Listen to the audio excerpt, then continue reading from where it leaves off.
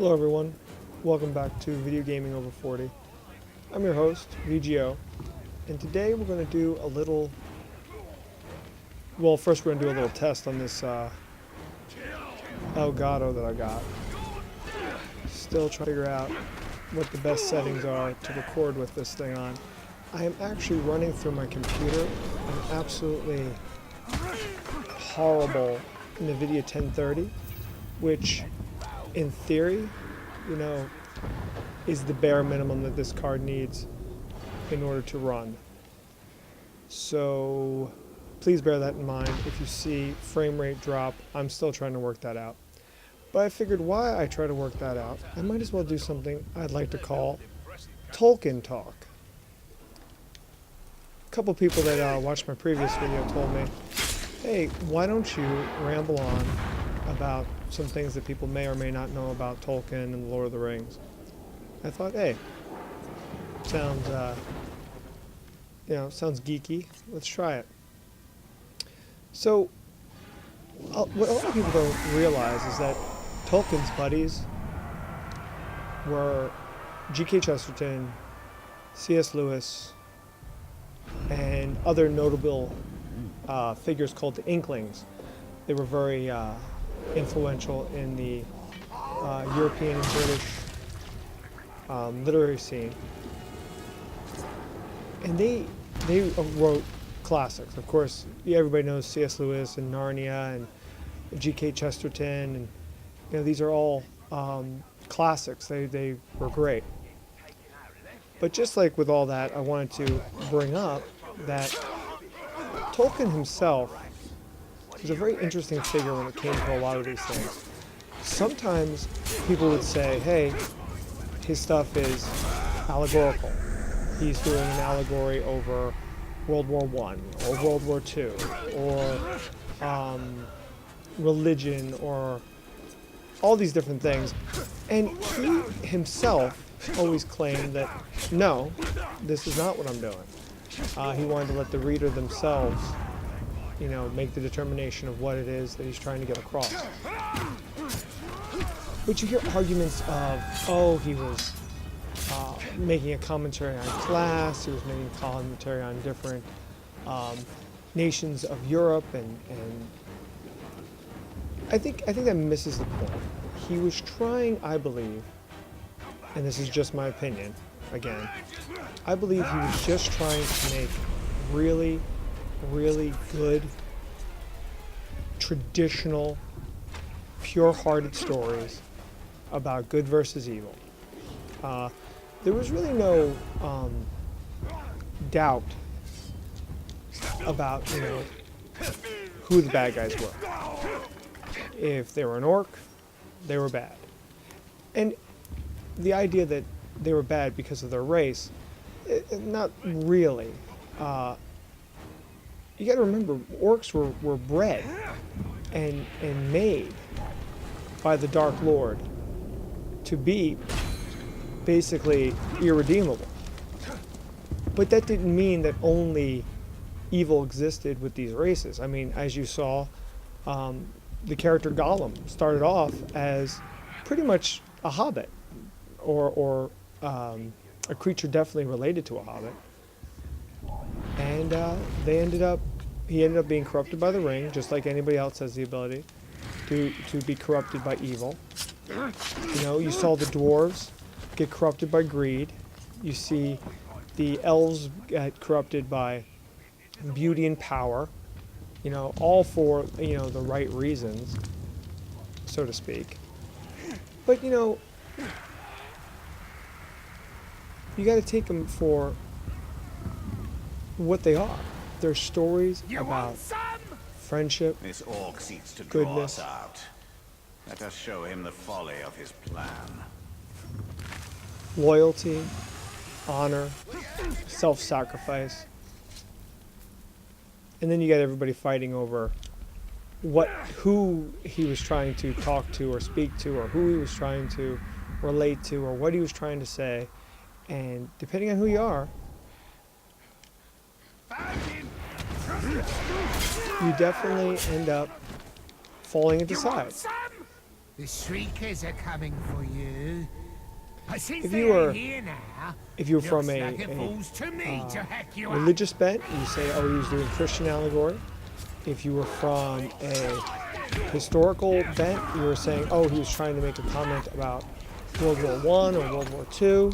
And considering the fact that he started writing these, at least The Hobbit and everything, he started writing them in before World War Two and finished them during World War Two. You can definitely make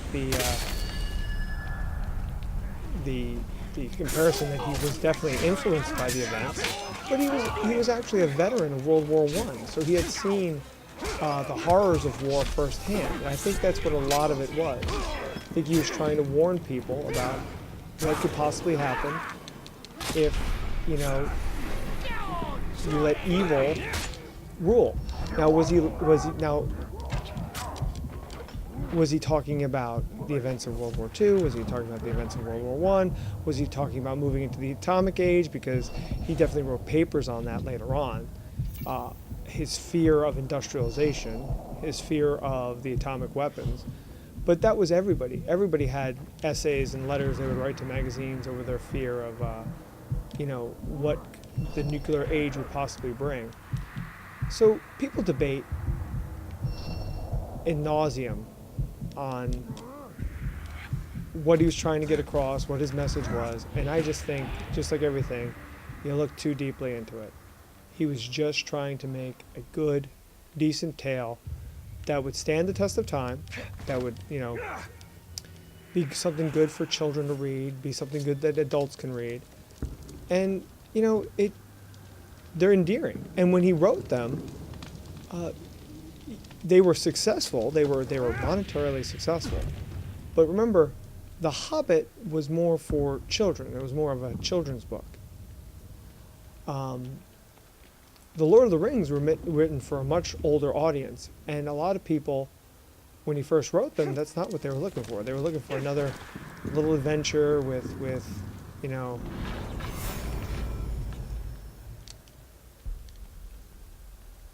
with cute characters and high adventure and dwarves and singing and poetry, and he wanted to make more of an adult story that would tug at your heart, make you think, make you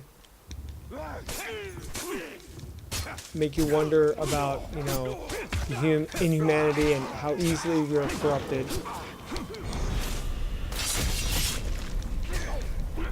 And when he wrote them, a lot of his fellow writers thought it was juvenile, thought it was pedantic, thought that the characters' unswerving devotion to duty and mission wouldn't have been realistic. And I'm sitting here going, it's a story about orcs and elves and trolls and all sorts of other things. How realistic are we going to make it here? But of course, people will argue and debate anything. Now, that being said, Tell anyone, but I've heard there's a plan to get past the wall. Of course, there's always a plan. you can never underestimate Tolkien's influence on this world. I've read many Black Library writers who cite Tolkien as an influence in their lives and in their writing.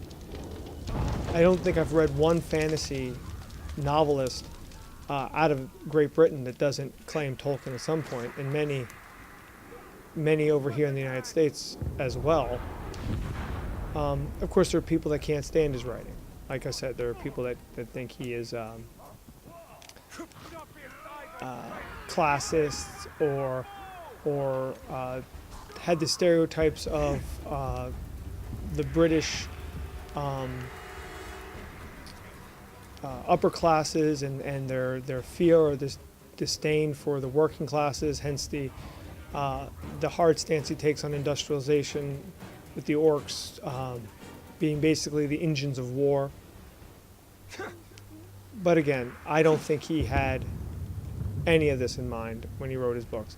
Now, maybe some of these things were subconsciously in there, but even then I doubt it, because I know he was reading a lot of Norse mythology, a lot of Celtic mythology, a lot of Indo-European mythology,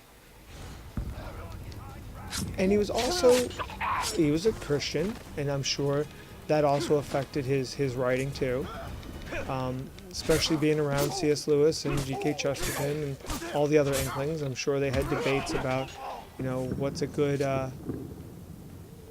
how can I make a perfect paladin or a perfect virtuous follower, or how are we going to make Frodo and Samwise, overcome these impossible odds, well, through their heart and their dedication and their friendship. It's just nice. And watching Bilbo struggle with his ring, it's just good for children of all ages and of all time to read these stories. So I don't want anybody to discount what he was trying to do. Now, I don't know, at the end of the day, how much good old Tolkien would have enjoyed this game that I'm playing right here.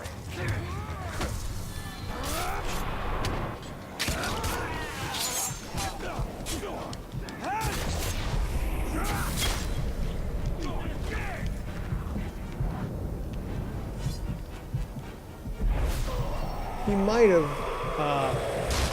enjoyed the depiction of these of the orcs, the way they talk to you, the way they behave, their one-liners. But I don't think he would have. I think he would probably be surprised that there are people in this day and age playing games this violent and this brutal, set in his world. I think they may have freaked him out a little bit, or it might not have. He might be right there with me with these games. But being a World War I veteran, I don't think he would have enjoyed how a lot of his IPs have been used. What is this? Oh, these things are kind of freaky.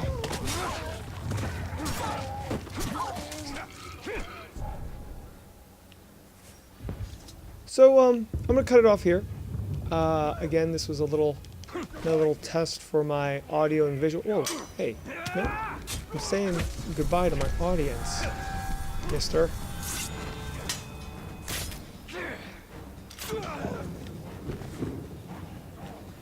Like I said, I'm trying to do some tests on this capture card and maybe give you guys a little information about The Lord of the Rings and Tolkien.